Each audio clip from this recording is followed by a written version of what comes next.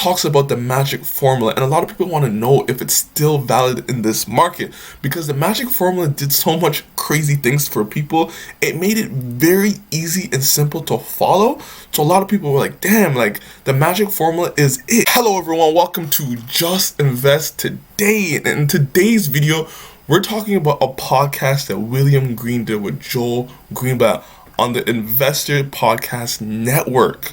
So this was an amazing interview. I took 3 good parts out of it and kind of want to talk about it in this video, man, because he talks about the magic formula, concentration, he talks about Bitcoin, he talks about emotion in the market, and all of these concepts are amazing to think about, to talk about. So we are going to get into it in this video, but before we do, guys, can you please like this video, subscribe to my channel. I'm always providing you guys with so much amazing content, and I just want to thank you guys for the 1,000 subscribers. That's amazing. I never thought I would reach that mark, but I did. So I just want to thank you guys again and again and again. So thank you, man. I appreciate it so much. So let's get into this video because there's so much to talk about. And if you don't know who Joel Greenblatt is, you're living under a damn rock, man. He averaged 50 damn percent. Can you imagine that? 50% for over 10 years, from like 1984 or 1985 to 1994. And then he had to return all his capital back to the people because it was too much stress, there's too much money coming in. So he retired, basically returning all his capital and kind of just doing his own thing with Gotham Capital. He did this by investing in special situations, spin-offs, restructurings, like all of those things that people are not really looking for and you can make a lot of money on. He is a really knowledgeable investor and he has a lot of experience in the market. Let's get into some of the questions that were asked by William Green to Joel Greenblatt and the things that I took away from this video. But watch this video yourself, you'll get a little bit more out of it, but these are the 3 main topics I want to talk about in this video. So the first thing he talks about was concentration, and if concentration is a risky bet in this type of market, because we know how the market is and you know what's going on in the market. People are getting more information, there's a lot of like movement in the market, and just things are just different in these times compared to when Joel Greenblatt was doing it, getting 80% concentration in his 6 to 8 holdings. Like, it sounds crazy, but look what he said about it. So the question was asked, when you look back at when you had 80% of your assets in 6 to 8 positions, do you feel in retrospect that was too risky? This is how Joel Greenblatt answered this question. I don't consider 6 to 8 names making up 80% of your portfolio concentrated. One name for your whole portfolio is concentrated. That's just amazing to me, and it kind of just makes you rethink things, because remember, Nick Sleep had like 3 things, and that's what you kind of consider concentrated. I don't even think Nick Sleep believed that it was a risky bet just investing in like Amazon, Costco, and Berkshire.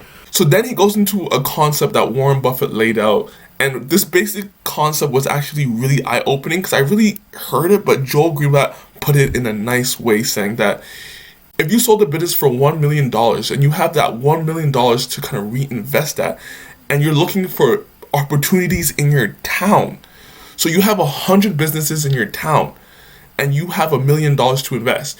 If you actually do the work, you look at the business, if you understand the business, if it has good economics, if it has a good price, if it has good management, and you spread out that $1 million into 6 to 8 different companies, just in a town privately, people wouldn't think that person is actually risky, which is just kind of like, when you put it in that type of way, it makes so much sense. If you invested in these 6 to 8 private businesses in your town with 100 businesses, and you only invest in 6 to 8, no one would call you concentrated. No one would say it's risky. But when you put $1 million in 6 to 8 businesses in the stock market, now everyone thinks it's risky, which is like a weird concept, because people think it's risky because it's attached to a stock price. It's attached to the volatility of the market. When you buy 6 to 8 private businesses in a town, people think you're not even concentrated. People think you're spreading it out safely, which comes back to this point of, man, to make it in this market, it's so much more important to do your research and making sure that you invest in good, solid companies, and that's how you're going to generate most of your returns, right? That helps you with the emotion of the market, because if you actually understand the businesses, it's going to ease your mind. You don't care one day if the stock crashes 20%, if your thesis has never changed, if nothing changed in the business, if the market is just crazy irrational at the time, nothing's changed, the business is still doing fine, you bought at a good price with good management, and the thesis hasn't changed, then you're going to be unemotional. You're going to be unemotional to all the volatility in the market.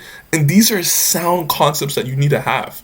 So to understand the business is super key when you're investing in a concentrated portfolio of 6 to 8 businesses. The key concept when it comes to that is you have a long-term horizon, 3 to 5 years, 10 years plus.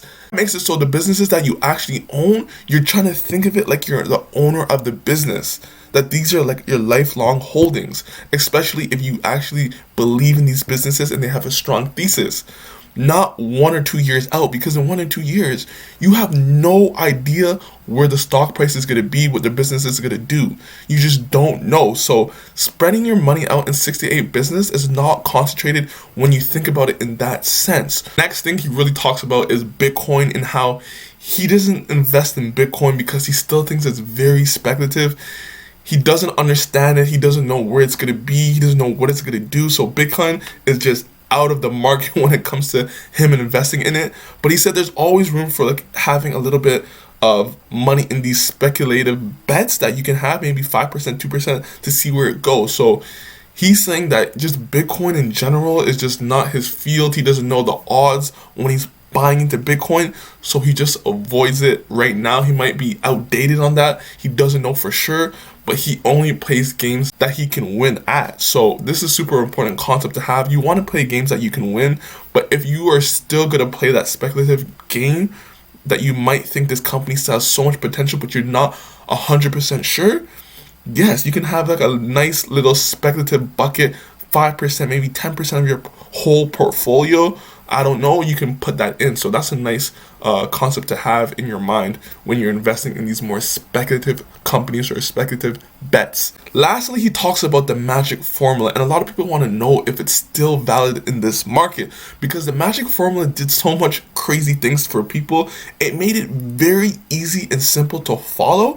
So a lot of people were like, damn, like the magic formula is it. It's so easy to follow. Made the little book that beats the market, I think in like 2005. So it was a great, easy and simple concept to have that the public could follow. People are just looking at your earnings yield, and if the business has a good return on equity or return on invested capital on tangible assets, and those were the two metrics that you kind of look at. Cheap quantitative metric and a more quality metric on the company. Green wants to know if this is still a successful way to go during the market. And if anyone has done the magic formula, can you please comment down below? Tell me if you had success with it, because I think in the past it had like 20-30% returns. Magic formula hasn't been as good like to 5-10 years before. I'm not sure if 5-10 years going out it's gonna do better, but like 5 to 10 years below before, it hasn't really been beating the S&P 500, and that's what it was supposed to be able to do, is beat the S&P 500. So tell me down below if you still use the magic formula, or you still kind of do that or invest in that type of thing. So that was one of the questions. Does the magic formula work, and do you believe in it? He just wanted to see the difference between cheap and good, and he wanted to split that difference and see what that would do in the market and how successful it would be. And he back tested it, and it was very successful. So he said this is the way to go, or the way to make it easy and simple for a majority of investors or small investors.